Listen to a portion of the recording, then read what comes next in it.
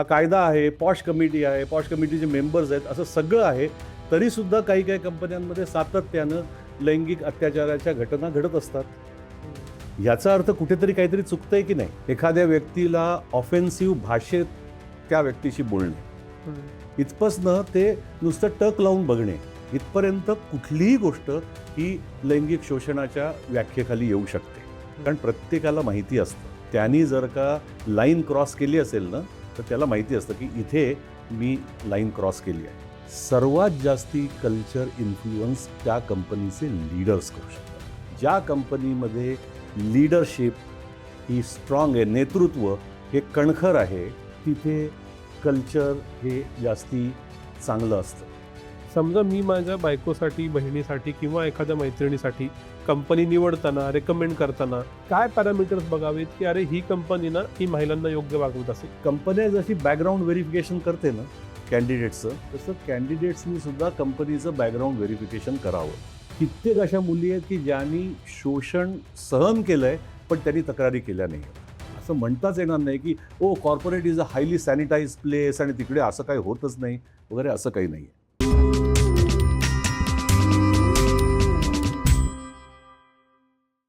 नमस्कार, मी विनायक पाचलक आणि थिंक बँकच्या बिहाइंड द सीन्समध्ये तुम्हा सगळ्यांचं पुन्हा एकदा स्वागत.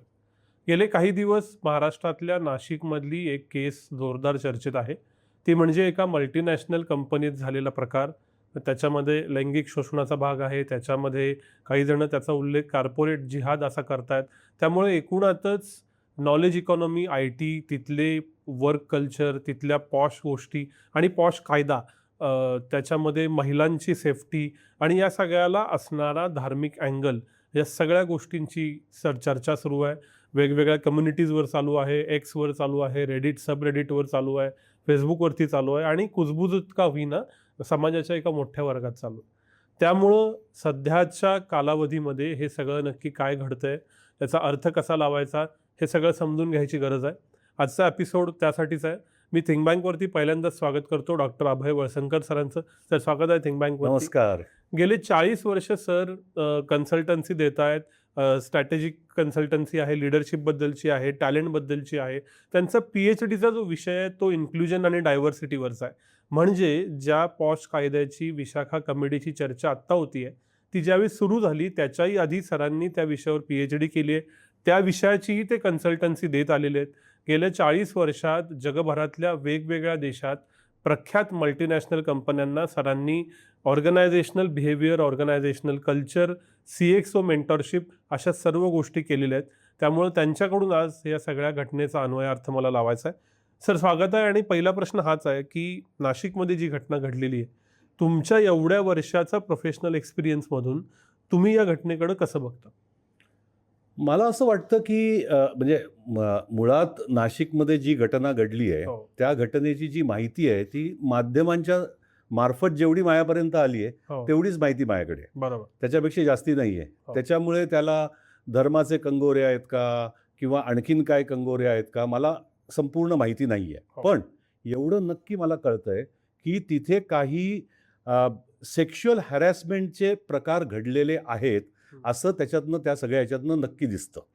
आता ते काय कारणाने घडले वगैरे हा भाग वेगळा, पण ते घडलं एवढं दिसतं. आणि मग मी त्याच्याकडे असं बघतो की अरे हे तर होतं, म्हणजे हे फक्त इथेच होतं असं नाही, तर हे होतं जसं आपल्या समाजात होतं तसंच त्या समाजाचं जे काय रिफ्लेक्शन आहे, जे कॉर्पोरेट जगामध्ये दिसतं तिथेही होतं. तर त्याच्यामुळे सेक्शुअल हॅरॅसमेंट ही कॉर्पोरेट एखाद्या कंपनीत झाली तर त्याचं मला फारसं आश्चर्य वाटलं नाही. पण हा जो सेक्शुअल हॅरॅसमेंटचा विषय आहे त्याच्याबद्दल सातत्यानं भारतात काम होत आलं आहे. मग पॉससारखा कायदा आला, मग विशाखा कमिटी आली. ह्याच्यामध्ये जो महत्त्वाचा भाग दिसतो की या कंपनीच्या HR प्रमुखालाही अटक झाली. याचं कारण त्या व्यक्तीनं कंप्लेंटची दखल घेतली नाही. मग हे सगळे कायदे खरंच नावापुरते आहेत का? डायव्हर्सिटी, इन्क्लुजन हे फक्त सांगायला आहे का? हा मूळ मुद्दा मला पडतो नॉलेज इकॉनॉमीचा भाग म्हणून. बरोबर. आणि हा प्रश्न अतिशय योग्य आहे आणि त्या प्रश्नाचं आपल्याला सविस्तर उत्तर बघायला पाहिजे. पहिली गोष्ट म्हणजे अशी आहे की कायदा केला म्हणजे त्याची अंमलबजावणी झाली असं नाही. आपला हा जो कायदा आहे सेक्शुअल हॅरॅसमेंट, अँटी सेक्शुअल हॅरॅसमेंटचा, तो कायदा अनेक अर्थांनी परिपूर्ण आहे. अच्छा. कारण याचं कारण असं आहे की त्या कायद्याला 3 अंग आहेत. अच्छा. प्रिव्हेन्शन, प्रोहिबिशन आणि रिड्रेसल. याचा अर्थ असा आहे की ते होऊ नये सेक्शुअल हॅरॅसमेंट, म्हणून काय काळजी घ्यायला पाहिजे, ते का नाही व्हायला पाहिजे आणि काय झालं की ते होतं ते थांबवलं पाहिजे म्हणजे प्रोहिबिशन, आणि ते झालं तर त्याच्यावर काय कारवाई करता येईल ते म्हणजे रिड्रेसल. असे तिन्ही गोष्टी त्याच्यात आहेत. म्हणजे एका अर्थाने तो कायदा परिपूर्ण आहे, पण त्या कायद्याची जर का अंमलबजावणी केलीच नाही तर त्याचा काही उपयोग नाही ना. तर आता असं दिसतं आपल्याला काही ठिकाणी. परत या केसमध्ये मी पण ऐकलं की त्या एका ऑफिसरला तिकडे अटक झाली वगैरे वगैरे. आम्ही जे काम करतो कॉर्पोरेटमध्ये त्यावेळेला आम्हाला दिसतं की वेगवेगळ्या कंपन्यांमध्ये हा कायदा तर सगळीकडे लागू आहे, पण वेगवेगळ्या कंपन्यांमध्ये ज्यांना कायद्याची अंमलबजावणी करायची आहे असे करणारे जे लोक आहेत त्या लोकांच्या कार्यक्षमतेवर त्या कंपनीमध्ये सेक्शुअल हॅरॅसमेंट इफेक्टिव्हली हँडल होतं की नाही हे ठरतं. त्याच्यामुळे ही कार्यक्षमता आहे ना, ती कार्यक्षमता वर-खाली होत असते. आता हा झाला कार्यक्षमतेचा भाग. त्याच्याही पलीकडे जाऊन आता परत माध्यमांच्यात जसं येतं तसं या ऑफिसरला बऱ्याच वेळेला तक्रारी केल्या वगैरे असं ऐकलं आणि त्या ऑफिसरनी काही केलं नाही.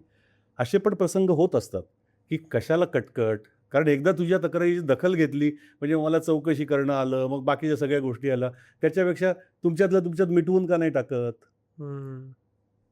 हा एक त्याच्या पाठीमागे उद्देश असू शकतो, जो अतिशय चुकीचा आहे, पण हा एक उद्देश असू शकतो.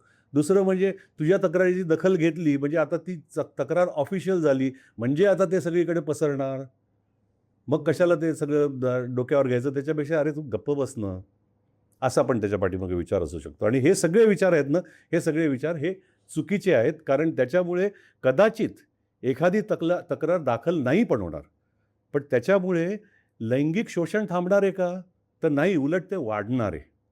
आणि म्हणून व्यवस्थापनाची सर्वात पहिली जबाबदारी जी आहे ती प्रोहिबिशन आणि रिड्रेसलची नाहीच आहे. सर्वात मूलभूत जबाबदारी ही प्रिव्हेन्शनची आहे. अच्छा. आणि प्रिव्हेन्शनसाठी काय काय केलं पाहिजे हे पण त्या कायद्यात सांगितलेलं आहे. पण जसं तुम्ही म्हणालात की शक्यतो विषय काय म्हणतात त्याला दाबण्याचा प्रयत्न करणे, ह्यानं ओव्हरऑलच हे सगळं मग फसाड आहे किंवा ते करायला लागतं म्हणून नोंदी आहेत असं होऊन कुणीच याला सिरियसली घेत नाही का मग? नाही असं नाही. म्हणजे मी त्या प्रकारच्या बायनरीमध्ये जाणारच नाही की येस ऑर नो, घेतात की नाही घेतात असं नाही आहे. नेहमी सत्य हे त्याच्यामध्येच असतं कुठे. तर त्याच्यामुळे अशा कित्येक कंपन्या मला माहिती आहेत की जिकडे हे अतिशय सिरियसली घेतलं जातं. आणि अशा पण काही कंपन्या आहेत की तिकडे ते तेवढं सिरियसली घेतलं जात नाही म्हणा, किंवा त्यांच्यात सुद्धा जी घुसळण चालू असते. एक ते करणारा एक ऑफिसर असतो, तो निघून जातो, मग त्याच्यानंतर दुसरा येतो, मग तो ते तितक्या सिरियसली करेलच असं नाही. अशा ठिकाणी त्याच्यावरचा फोकस, त्याच्यावरचं थोडंसं लक्ष हे कमी होऊ शकतं. पण हा विषय गंभीरपणे घेत नाहीत का, तर हा विषय गंभीरपणे घेतात. याचं एक कारण तर नक्कीच आहे की कायदाच आहे. आणि कायद्याचा धाक थोडासा जेव्हा असतो त्यावेळेला काही गोष्टी या सिरियसली गंभीरपणे घ्यायलाच लागतात. तर त्याच्यामुळे ह्या कायद्याचा उपयोग आहे, पण कायदा आहे पण अंमलबजावणी नाही आहे असं पण बऱ्याच ठिकाणी दिसतं. आणि त्याचं सर्वात महत्त्वाचं उदाहरण म्हणजे असं आहे की हा कायदा आहे, पॉश कमिटी आहे, पॉश कमिटीचे मेंबर्स आहेत, असं सगळं आहे, तरीसुद्धा काही काही कंपन्यांमध्ये सातत्यानं लैंगिक अत्याचाराच्या घटना घडत असतात. याचा अर्थ कुठेतरी काहीतरी चुकतंय की नाही. ते काय चुकतंय, तर एक म्हणजे प्रिव्हेंटिव्ह मेजर्स चांगले घेतले गेलेले नाही आहेत, आणि दुसरं म्हणजे करेक्टिव्ह मेजर्स सुद्धा चांगले घेतले गेलेले नाही आहेत. म्हणजे ना त्याच्यावर शिक्षा चांगली दिली गेली आहे की ज्याच्यामुळे इतरांना त्याची जरब बसेल, ना शिक्षण दिलं गेलं आहे की जेणेकरून लोक करणारच नाहीत. तर त्याच्यामुळे या दोन्ही गोष्टीकडे लक्ष देणं हे फार महत्त्वाचं आहे. सर, या सगळ्याचा विचार करताना एकूणातच जे कॉर्पोरेट सेक्टर आहे तिथलं कल्चर हे सर्वाधिक ओपन कल्चर कुठल्याही वर्कप्लेसमधलं मानलं जातं. मग त्याच्यामध्ये पार्टी कल्चर असेल, स्त्री पुरुष संबंधातली समानता असेल, ओपननेस असेल. त्यामुळं मग काय ओपननेस आहे आणि काय हॅरॅसमेंट आहे याच्यात काहीतरी थिन लाईन तयार होती का, थिन लाईनच असती का, की असं काही नसतं? नाही असते. आणि हा पण परत एक अतिशय काय म्हणता येईल त्याला, सटल असा फरक असतो की झाली आहे का नाही झाली आहे सेक्शुअल हॅरेसमेंट. ह्याच्यामध्ये कधी कधी अगदी असं म्हणजे 19-20चा फरक असू शकतो. आणि ती थिन लाईन बद्दल तुम्ही म्हणताय, तर हे असू शकतं आणि हे व्हायची शक्यता असतेच. कारण काय आहे की दिवस रात्र तिकडे मुलं मुली एकत्र काम करत असतात, त्यांच्यामध्ये मैत्रीचे बंध निर्माण होतात. दरवेळेला ते मैत्रीचे बंध हे मैत्रीच्या पलीकडे जातातच असं काही नाही. पण समजा दोघांच्या मध्ये काही मैत्रीचे बंध निर्माण झाले, एकाला वाटलं की ती शुद्ध मैत्री आहे आणि दुसऱ्याने त्याचा जर का गैरअर्थ काढला तरी सुद्धा ती लाईन क्रॉस होऊ शकते कधी कधी. आणि म्हणूनच पहिल्या वेळेला असं काहीतरी झालं तर लगेच त्याला शिक्षा करून कंपनीतनं काढून टाकणं वगैरे असं शक्यतो करत नाहीत. अच्छा. कारण काय आहे की जर का थोडक्यात काहीतरी जर का झालेलं असेल तरी सुद्धा ती तक्रार घ्यायची, त्याच्यावरती सगळी चौकशी करायची आणि त्याची जर का चूक असेल तर त्याला वॉर्निंग द्यायची की त्याला सांगायचं हे सुद्धा आपल्या कंपनीमध्ये चालणार नाही. त्याला कळतं आणि त्याच्यानंतर तो करत नाही तसं. पण ही थिन लाईन आहे एवढं नक्की. आणि हेही नक्की की समाजात जेवढी समानता किंवा एकत्र काम करणं वगैरे आहे त्याच्यापेक्षा जास्ती कॉर्पोरेटमध्ये होतं. याचं कारण असं आहे की तिकडे बंदिस्त जागा असतात, तिकडे दिवसाचा सर्वात महत्त्वाचा वेळ माणूस ऑफिसमध्ये घालवत असतो. त्याच्यामुळे ते एकत्र काम करणं, कित्येक वेळेला एकाच ऑब्जेक्टिव्हवर दोघांनी काम करणं, या सगळ्या गोष्टीमुळे त्यांना एकत्र काम करण्याशिवाय पर्याय नसतो आणि त्याच्यातनं काही अशा गोष्टी या निर्माण होऊ शकतात. आणि म्हणूनच परत परत तो प्रिव्हेन्शनचा मुद्दा का महत्त्वाचा आहे, तर हे करत असताना सतत शिक्षण देणं की असं सगळं असताना सुद्धा हे म्हणजे लैंगिक शोषणाचा भाग आहे आणि हे म्हणजे नाही आहे, याची उदाहरणं देत देत देत त्यांना शिक्षित करत राहिलो तरच हे परत परत होणार नाही. नाहीतर अरे त्यात काय झालं, मी एवढंच तर बोललो तिला, असं कित्येकदा मुलं म्हणतात. पण ते महत्त्वाचं नाही आहे, तिने ते कसं घेतलं हे जास्ती महत्त्वाचं आहे. सेक्शुअल हॅरेसमेंट म्हणजे त्यांनी काय केलं याच्यापेक्षा त्यांनी जे केलं त्याचा तिच्यावर काय परिणाम झाला, ह्याच्यावरनं ती सेक्शुअल हॅरेसमेंट झाली की नाही हे ठरतं. तर हे फार महत्त्वाचं असतं. सर, याच्यामध्ये कित्येकदा हा जो ट्रेनिंग किंवा अवेअरनेसचा भाग आहे हा होतो असं नाही. समजा आपल्या प्रेक्षकांपैकी किंवा रँडमली असं गृहीत धरू की मी एक IT तला पुरुष कर्मचारी आहे किंवा कोणीतरी आपली व्ह्यूवर एक स्त्री कर्मचारी आहे. तर ह्या व्यक्तीनं वर्कप्लेसमध्ये काम करताना काय गोष्टी लक्षात ठेवाव्यात, पॉशच्या बाबतीत काय गोष्टी लक्षात ठेवाव्यात आणि कुठं लाईन क्रॉस केली आहे हे ओळखावं, तुम्ही काय सांगाल? तर याच्या बाबतीमध्ये प्रत्येक कंपनी, कॉर्पोरेट एंटिटी कुठलीही असेल तर त्यांच्याकडे त्यांची पॉशची पॉलिसी असणं हे बंधनकारक आहे आणि ती असतेच. म्हणजे मी बघितलेलंच नाही आहे हल्लीच्या काळामध्ये की तशी पॉलिसी नाही आहे वगैरे वगैरे. आणि त्याच्यामध्ये सगळं नीट लिहिलेलं असतं की या गोष्टी केल्या म्हणजे लैंगिक शोषण केलं किंवा सेक्शुअल हॅरेसमेंट केली. मग त्याच्यात काही असू, मी तुम्हाला उदाहरण देतो की एखाद्या व्यक्तीला टच करणे, स्पर्श करणे, एखाद्या व्यक्तीला ऑफेन्सिव्ह भाषेत त्या व्यक्तीशी बोलणे, इथपासनं ते नुसतं टक लावून बघणे इथपर्यंत कुठलीही गोष्ट ही लैंगिक शोषणाच्या व्याख्येखाली येऊ शकते. आणि हे सगळं त्यांना शिकवलं जाणं अपेक्षित आहे. आणि दिसतं असं की जिकडे फक्त टिक मार्कसाठी शिकवतात ना तिकडे लोकांपर्यंत ते पोचत नाही. ते झिरपायला पाहिजे, ते जे ज्ञान आहे ते ज्ञान झिरपायला पाहिजे. तर ते झिरपत नाही. त्याच्यासाठी ते ट्रेनिंग इंटेन्सिफाय करणं गरज आहे. आणि मी मगाशी जसं म्हणलं तसं तो कायदा चांगला आहे. कायदा असं नाही म्हणत की एकदा तुम्ही ट्रेनिंग दिलं आणि संपलं. कायदा म्हणतो दरवर्षी त्यांना रिफ्रेशर पण द्या, त्यांना रेग्युलरली त्यांना हे सांगत राहा. हे सांगणं फार महत्त्वाचं आहे. आणि हे सगळं लिहिलेलं आहे. फक्त कंपन्या टिकमार्क म्हणून करतात का खरोखरी आपली जबाबदारी आहे म्हणून करतात, याच्यावरती त्याचा इफेक्टिव्हनेस किंवा त्याची कार्यक्षमता अवलंबून असते. या घटनेनंतर ज्या रिॲक्शन आल्या त्यातनं एक अशी होती की अरे त्यातला पुन्हा धर्म वगैरे भाग आपण बाजूला ठेवू की अरे आपण काय बोलल्यावर त्याचा काय अर्थ घेतला जाईल. आपण एखाद्या कोवर्करशी नीट बोललो तरी त्याचा उद्या भविष्यात पॉश ॲक्ट खाली वापर होईल का, मग आपली बदनामी होईल का, अशी एक सटल भीती विशेषतः पुरुष लोकांच्या मनामध्ये तयार झाल्याचं निदान आजूबाजूला बोलताना जाणवतं. या भीतीचं काय करायचं? त्याच्यातला त्या भीतीचा काही भाग हा खराच आहे आणि काही भाग हा काल्पनिक आहे. खरा भाग असा आहे की अत्यंत मैत्री झाल्यानंतर मग तो 2 पुरुष असतील किंवा 1 पुरुष आणि 1 स्त्री असेल तर अत्यंत मैत्री झाल्यानंतर काही गोष्टी इंग्रजीत जसं म्हणतात taking each other for granted अशा पद्धतीने काही गोष्टी आपण बोलतो मैत्रीमध्ये. तर मग तो असा विचार करतो की अरे पण ही स्त्री आहे म्हणून मी हे बोलायला पाहिजे का नाही बोलायला पाहिजे. तिकडे तो संभ्रम होतो आणि तिकडे तो विषय खरा आहे. आणि तिथे त्याला त्या परत शिक्षणाची गरज आहे की तू काय बोलतोस हे महत्त्वाचं आहेच आणि काही गोष्टी तू बोलल्याच नाही पाहिजेत. पण त्याच्या पलीकडे महत्त्वाची गोष्ट अशी आहे की ती गोष्ट तू बोलल्यानंतर त्या व्यक्तीचं त्याच्याबद्दल जी काय रिॲक्शन आहे ती रिॲक्शन ही अनवेलकमिंग नसली पाहिजे.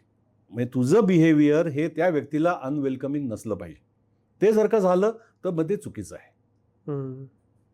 आणि काल्पनिक त्याच्यातला भाग असा आहे की अरे हे जे अवेअरनेस एवढा वाढला आहे ना आणि त्याच्यामुळे आता मुली आणखीन ॲग्रेसिव्ह होतील आणि तक्रारी करतील. आता मी कसं वागायचं, मी काय करू, अशी जी भीती मुलांच्यात जी निर्माण झालेली आहे ती काल्पनिक आहे. कारण प्रत्येकाला माहिती असतं त्यांनी जर का लाईन क्रॉस केली असेल ना तर त्याला माहिती असतं की इथे मी लाईन क्रॉस केली आहे. आणि हे कसं आहे हे कायद्याने समजावून सांगता येत नाही. आम्ही त्याची एक साधी टेस्ट डेव्हलप केलेली आहे. बरं. आणि ती टेस्ट काय माहिती आहे का, आम्ही असं म्हणतो शिकवताना असं म्हणतो की तुम्हाला जे काय वागायचं आहे ना ते वागताना तुम्ही एवढाच विचार करा की मी हे असं वागलोय हे समजा. फक्त वागणं, तुमचा उद्देश नाही काही नाही, फक्त वागणं. हे जर का उद्याला प्रिंट मीडिया किंवा टी व्हीवर आलं तर तुम्हाला त्याची लाज वाटेल का? किंवा हे जे तुम्ही वागलायत ते वागलेलं तुमच्या पालकांना कळलं तर त्यांना तुमची लाज वाटेल का? किंवा हे वागणं हे तुमच्या मित्रांना किंवा तुमच्या पार्टनरला जर का कळलं तर तुम्हाला त्याची लाज वाटेल का? ह्या कशाचंही उत्तर जर का हो असेल तर याचा अर्थ तुम्ही लाईन क्रॉस केलेली आहे. आणि हा प्रत्येकाच्या सद्सद विवेक बुद्धीचा प्रश्न आहे. कारण कायदा एका पर्टिक्युलर लेवलपर्यंत जाऊ शकतो, त्याच्या पलीकडे तुम्हाला तुमची सद्सद विवेक बुद्धी वापरायला लागते. आणि जो माणूस क्रॉस करतो ना ती लाईन त्याला ते कळतं. आणि जर का एखादा माणूस अभावितपणे त्यांनी केलेलं असेल तर तेही कळतं. आणि त्याच्यामुळे कंपन्या काही लगेच हात धुवून आता तू त्याला काढून टाक असं नाही करत, समजावून सांगतात. आणि जर का रिपीट झालं तर करतात, जसं मी मगाशी सांगितलं. सर याच्यात असं जाणवतं का की कॉर्पोरेट क्षेत्रात Tier 2 Tier 3 शहरातनं खूप लोक येतात, मेट्रोमध्ये राहतात, म्हणजे मुंबई असेल, पुणे असेल, अगदी नाशिकसारखं शहर असेल, तर तिथले छोट्या शहरातले संस्कार विशेषतः टॉकिंग विथ अपोजिट जेंडर और बिहेविंग विथ अपोजिट जेंडरचे आणि कॉर्पोरेटमधले नॉर्म्स ह्याच्यातल्या गॅपमुळं दोन्ही बाजू अडचणीत येतात का? सेक्शुअल हॅरेसमेंटच्या दृष्टीने येतात की नाही मला माहिती नाही. पण त्या सेकंड टियर किंवा थर्ड टियरच्या सिटीमधला म्हणजे गावातला मुलगा ज्या वेळेला शहरात येतो त्यावेळेला त्याला एक थोडंसं ऑकवर्डनेस मात्र असतो. आणि त्याच्यामुळे आणि खास करून भिन्नलिंगी व्यक्तीबरोबर बोलताना एक ऑकवर्डनेस असतो. मग त्याच्यात सेक्शुअल हॅरेसमेंटचं काही अँगल असेल असं मला वाटत नाही. पण तरीसुद्धा तुम्हाला एक गंमत म्हणून सांगतो. मी इंग्लंडमध्ये ज्यावेळेला काम करत होतो त्यावेळेला एका ब्रिटिश बाईनी माझ्याकडे, मी त्या कंपनीचा HR हेड होतो, तर एका ब्रिटिश बाईने आमच्या एम्प्लॉईनी एका मुलाची माझ्याकडे तक्रार केली. आणि ती मला म्हणाली की तो मला हॅरॅस करतो. तर म्हटलं हॅरॅस करतो म्हणजे काय? फिजिकली हॅरॅस करतो. मग मला तर तो मुलगा माहिती आहे, चांगला मुलगा आहे. फिजिकली हॅरॅस कुठे करतो? कंपनीच्या बाहेर करतो, पबमध्ये करतो, काय? नाही, कामाच्या जागी करतो. म्हणजे काय करतो? तर म्हणे दर दिवशी कमीत कमी एकदा किंवा दोनदा माझ्या पायाला हात लावतो म्हणे. तर म्हणलं अरे हे तर चुकीचं झालं, आता त्याला विचारलं पाहिजे. मी त्याला विचारलं तर तो म्हणला अहो सर, आमचे म्हणे डेस्क कसे लागून आहेत, तर कधी असं करता करता म्हणे माझा पाय चुकून तिच्या पायाला लागतो. आणि आपल्या भारतीयांची परंपरा काय आहे की दुसऱ्याला जर का चुकून पाय लागला तर आपण पहिल्यांदा त्याला नमस्कार करतो. तसं म्हणे मी नमस्कार करतो, म्हणजे मी तर उलट विनयाने हे करतोय. आणि ह्या बाईने अशी तक्रार केली. त्याला आश्चर्यच वाटलं. पण आता परत मगाशी मी सांगितलं असं, त्याचं इंटेन्शन काय होतं हे महत्त्वाचं नाही, तिच्यावर काय परिणाम झाला हे महत्त्वाचं आहे. पण इतकं नोबल इंटेन्शन असलेला माणूस, त्याला मी काहीच करू शकत नाही. मी त्याला फक्त एवढंच सांगितलं, तिच्या पायाला हात लावणं बंद कर. एवढंच मी त्याला सांगितलं. तेव्हापासून ते थांबलं आणि तिला बोलवून सांगितलं की असं नव्हतं ते. आणि मग तिला आपला जो काय सांस्कृतिक संदर्भ आहे तो तिला समजावून सांगितला. तिला त्याच्यानंतर कळलं. त्याच्यानंतर तक्रार नाही, एकत्र कॉफी प्यायला जायला सुरुवात केली त्यांनी. तर त्याच्यामुळे हे सांगायचं म्हणजे आता विषय निघाला म्हणून तुम्हाला सांगितलं की हे असं होऊ शकतं. पण हे जे कल्चर असतं एखाद्या वर्कप्लेसचं, तुम्ही खूप कल्चर बिहेवियर बनवण्यावर पण कंपनीचे काम केलंय. हे कसं डेव्हलप होतं? उदाहरणार्थ काही विशिष्ट कंपन्यांमध्ये काम करताना महिलांना सेफ वाटतं असं जनरल फीडबॅक दिसतो.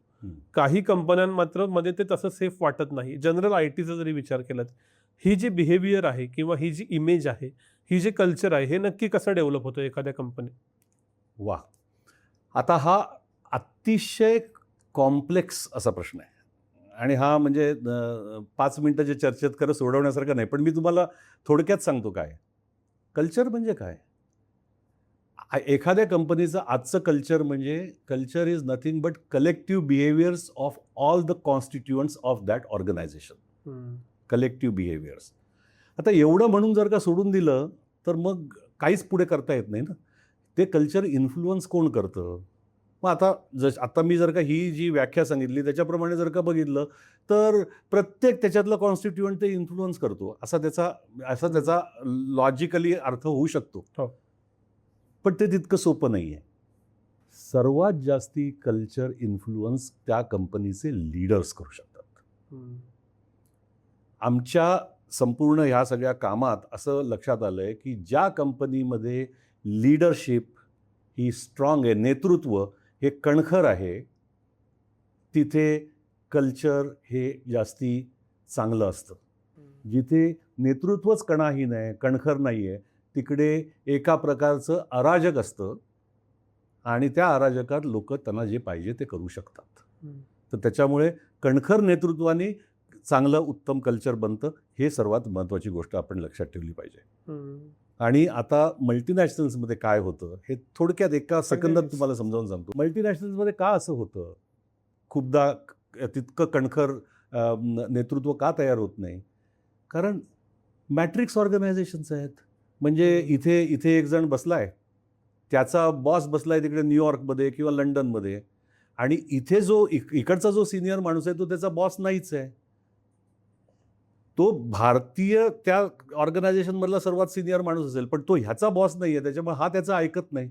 मग आता हा कणखर नेतृत्व तिकडे कसं तयार करणार. आणि असे जर का लोक असले की त्यांचे सगळ्यांचे बॉसेस बसलेत वेगवेगळ्या ठिकाणी आणि एकाला जबाबदारी दिली की तू भारतीय ऑर्गनायझेशन तू चांगली सांभाळ, तर त्याला ते अवघड पडतं. आणि मग ते कल्चर बनणार कसं. तर त्याच्यामुळे जिथे जी वर्कप्लेस आहे त्या वर्कप्लेसमध्ये जे नेतृत्व आहे त्या नेतृत्वाकडे पाहिजे तेवढी सत्ता जर का असेल तर तो त्या कल्चरवर इन्फ्लुअन्स करू शकतो. तेवढी सत्ता त्याच्याकडे नसेल तर तो करू नाही शकत. Then what you get is helpless leadership. आणि मग त्याच्यामध्ये लोक, आणि आमच्या असं लक्षात आलं आहे की जिथे अशा प्रकारची हेल्पलेस लिडरशिप आहे तिथे असे अनेक गोष्टी घडतात. आत्ता आपण लैंगिक शोषणाबद्दल बोलतोय म्हणून, पण बुलिंग हा एक फार महत्त्वाचा विषय आहे.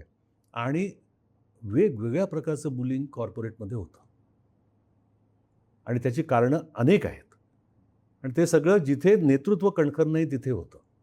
आणि नेतृत्व कणखर व्हायला ते नेतृत्व कणखर पाहिजेच, पण त्याचप्रमाणे the organisational design also should be such that the leader has sufficient powers to influence and build culture of that particular organization.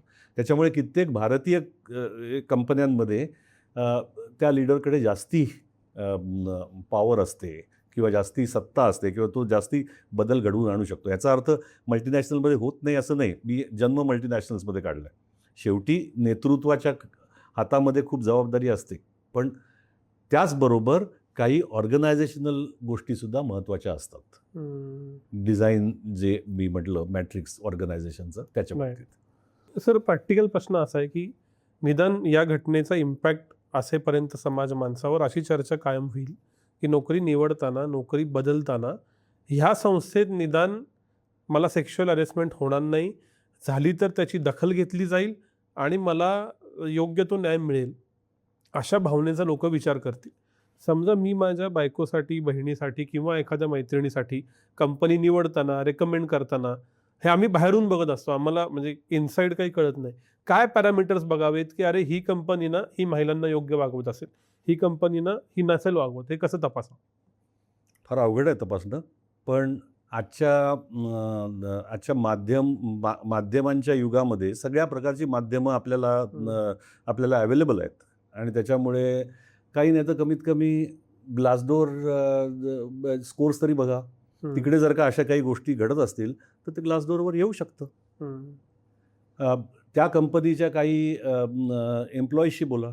खूपदा तुमच्या असं लक्षात येईल की कंपनीचे सध्या एम्प्लॉईज, आत्ता जे एम्प्लॉईज आहेत त्याच्यापेक्षा एक्स एम्प्लॉईजशी बोला, कारण त्यांना कुठल्याच प्रकारची भीती नसते आणि ते तुम्हाला सगळं जसं जी माहिती पाहिजे ती सगळी माहिती ते तुम्हाला देऊ शकतात.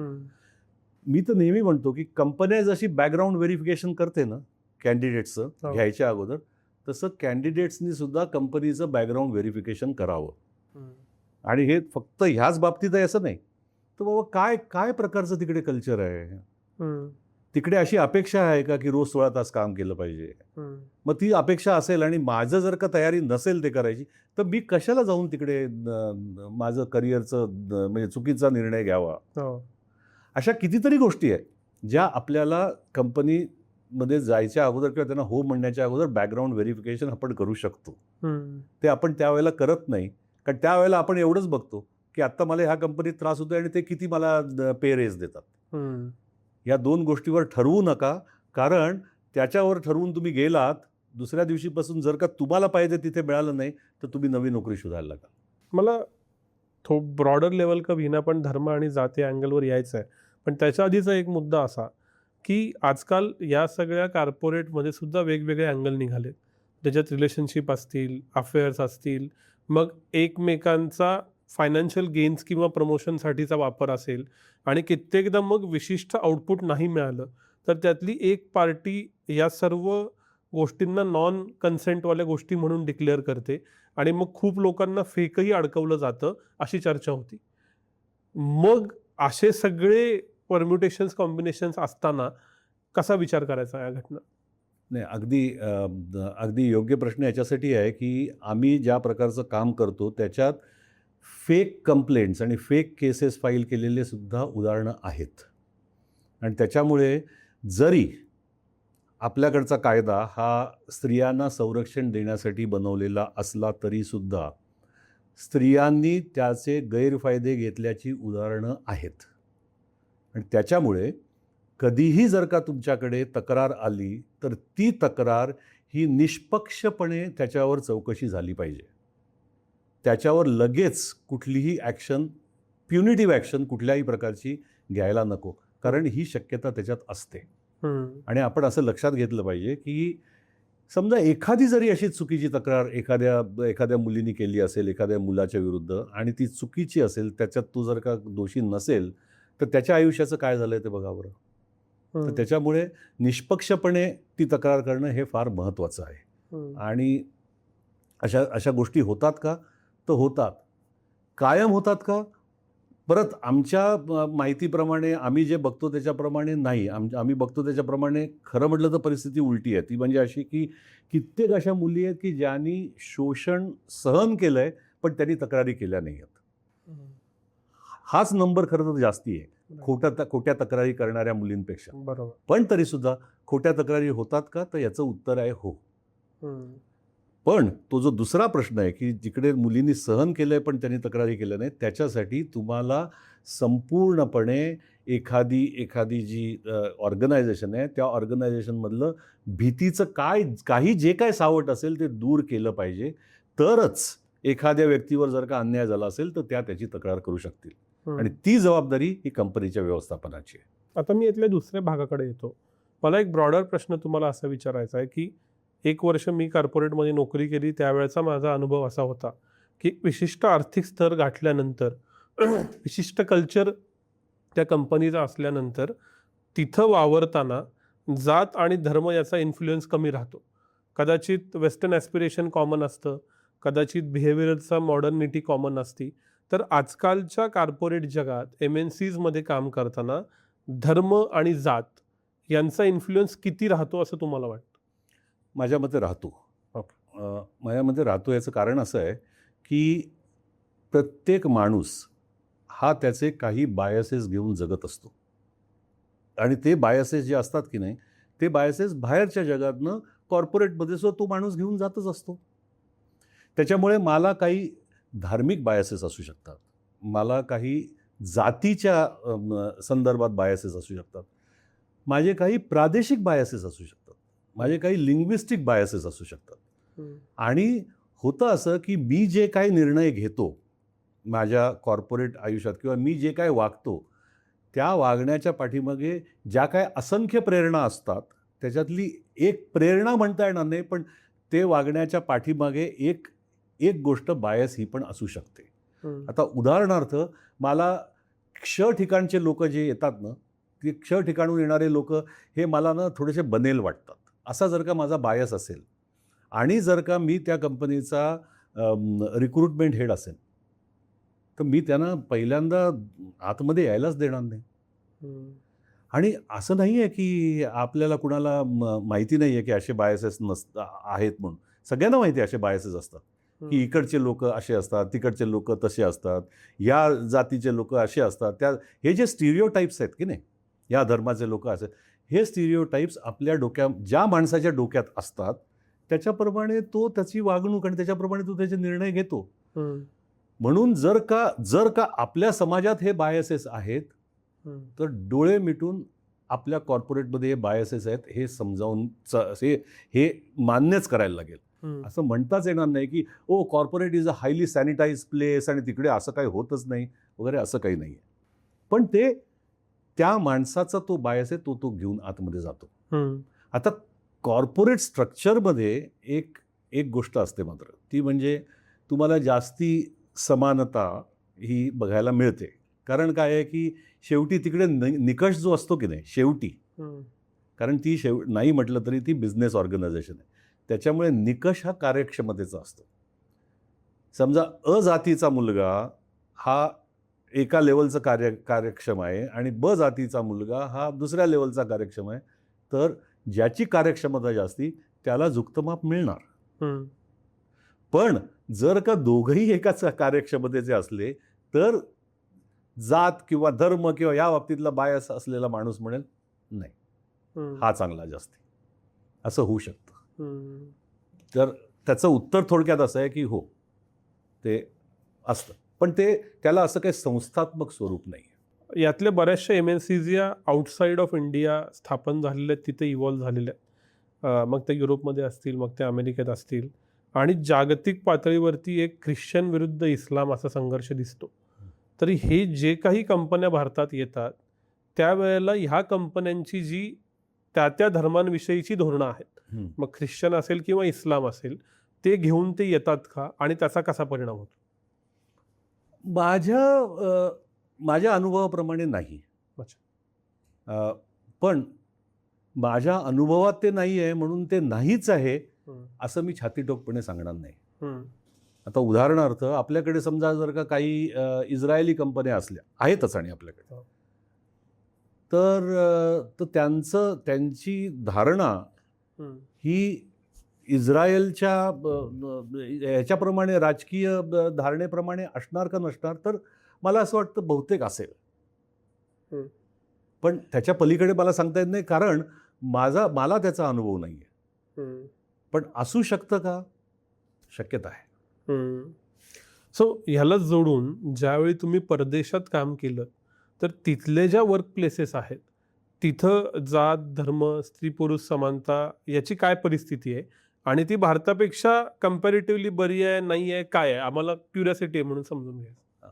तर आता काही देशांमध्ये वर्ण रेस हा विषय जास्ती महत्त्वाचा आहे.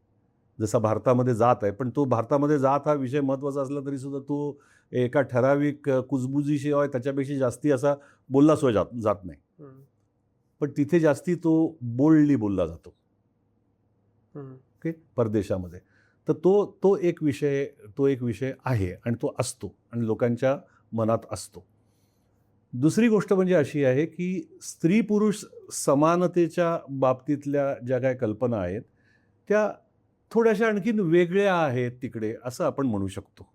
कारण काय आहे की आपली जी पद्धत आहे समाजाची, ती पद्धत ही थोडीशी काय म्हणता येईल, हायरार्किकल आहे. तेवढी ती तिकडचा समाज हायरार्किकल नसल्यामुळे, मी पाश्चिमात्य समाजांबद्दल बोलतो, ती तेवढी हायरार्किकल नसल्यामुळे त्याचं जे काही रिफ्लेक्शन आहे ते कॉर्पोरेटमध्ये सुद्धा तेवढं हायरार्किकल दिसत नाही. पण ह्याचा अर्थ तिथे हे काही प्रकार होत नाहीत का सेक्शुअल हॅरॅसमेंटचे? तर तिथेही होतात. रिव्हर्स सेक्शुअल हॅरॅसमेंटचे प्रकार सुद्धा होतात.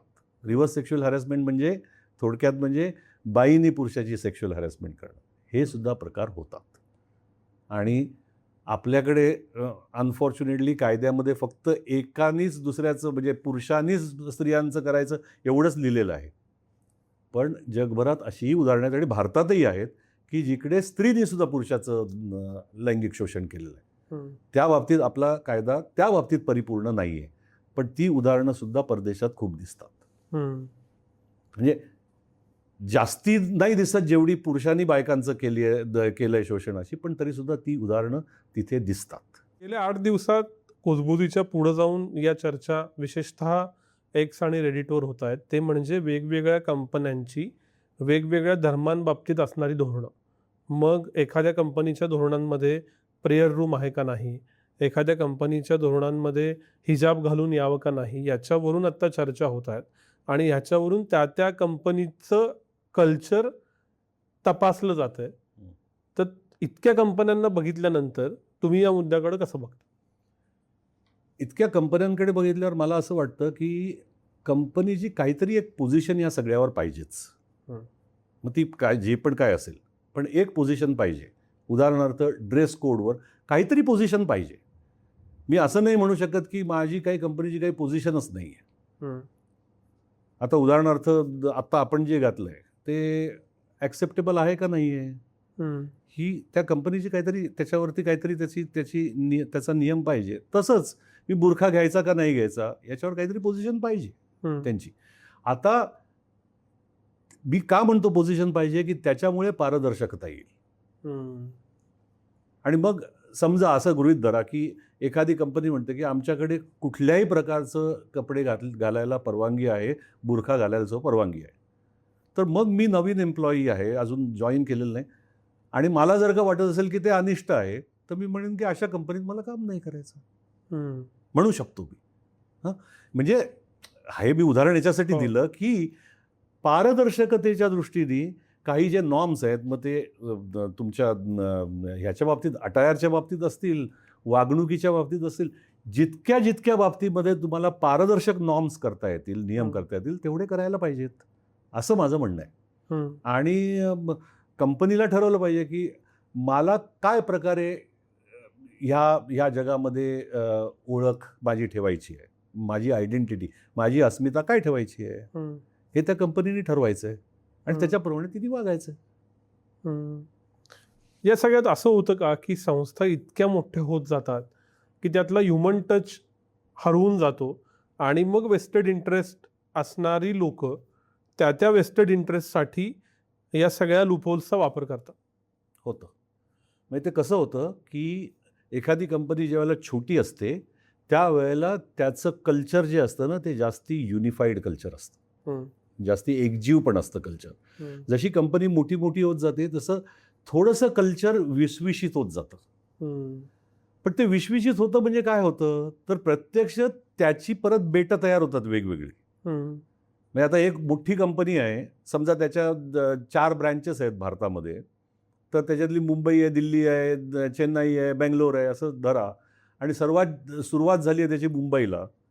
तर आज त्याच कंपनीची जी दिल्ली ब्रँच आहे त्याचं कल्चर हे मुंबईसारखं असेलच असं नाही.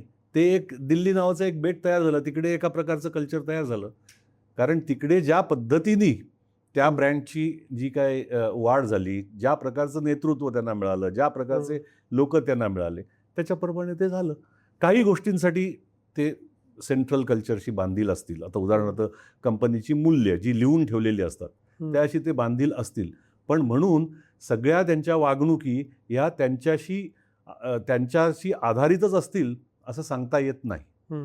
आणि म्हणून ही सगळी बेटं तयार होतात आणि त्या प्रत्येकाचं कल्चर वेगळं तयार होतं. म्हणून एखाद्या कंपनीच्या एखाद्या ब्रँचमध्ये खूप छान कल्चर असतं, एखाद्या कंपनीत नसतं. असं होऊ शकतं. पण तुमचा मूळ प्रश्न असा की जशी मोठी होईल कंपनी तसं तसं हे सगळं असं लूज होत जातं का?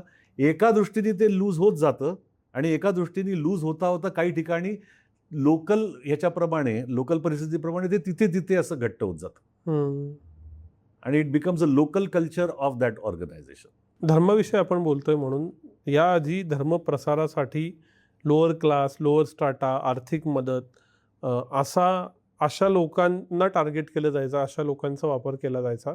आत्ता यातला जो चर्चेचा आणि म्हणून भीतीचा भाग झाला आहे की इकॉनॉमिकली स्टेबल असणारा, आर्थिक उन्नयन पाहणाऱ्या वर्गाचाही वापर धर्म प्रसारासाठी directly indirectly by force by choice केला जातोय का? माझ्या ऑब्झर्वेशनमध्ये कुठेही असं काही आलेलं नाही आहे. पण असं होऊ शकतं का?